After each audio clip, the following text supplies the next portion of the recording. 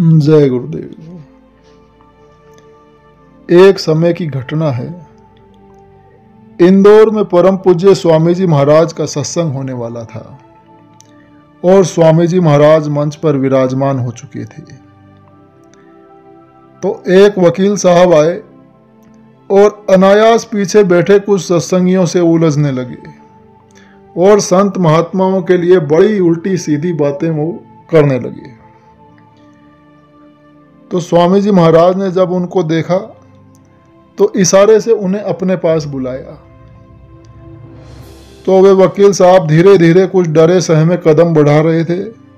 तो स्वामी जी महाराज ने कहा कि डरिए नहीं, मेरे पास आइए। तो वे स्वामी जी महाराज के पास गए।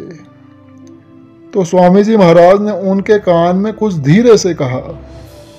स्वामी जी महाराज का तो कहना था कि वे तो वहीं जमीन पर धम से बैठ गए और फिर उठे ही नहीं।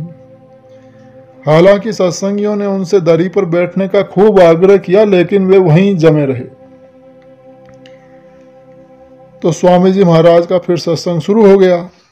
सत्संग शुरू हुआ, फिर खत्म हुआ, लेकिन वे वहीं बैठे रहे।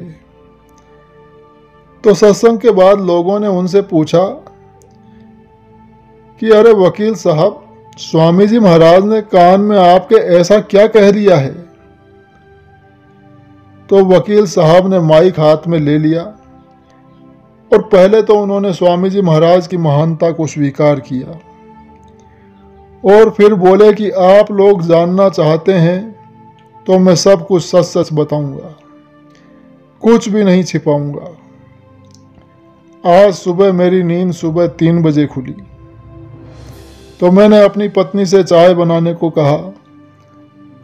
तो इस बात पर वो मुझसे उलझ पड़ी। मेरी और उसकी तकरार बहुत बढ़ गई। तो मुझे गुस्सा आया और मैंने उसे जूता फेंक कर मारा। तो वो मुझसे भी तेज निकली और गुस्से में उसने झाड़ू उठाकर मुझे मारना शुरू कर दिया। ये सारी घटना मेरे घर के बंद कमरे में हुई और हमारी इस घटना की तनिक भी जानकारी पड़ोसियों तक को नहीं थी। तो सुबह 8 बजे ही फिर मैं घर से निकल पड़ा कोर्ट जाने के लिए और इधर आया तो आप लोगों से उलझ पड़ा, क्योंकि मेरे ऊपर गुस्से का जुनून तो था ही।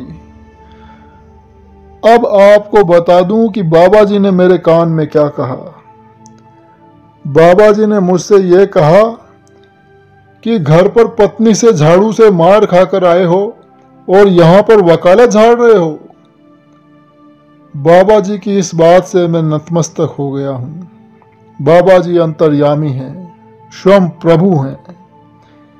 मेरी संत महात्माओं के प्रति जो गलत धारणा थी वो आज हमेशा हमेशा के लिए दूर हो गई है।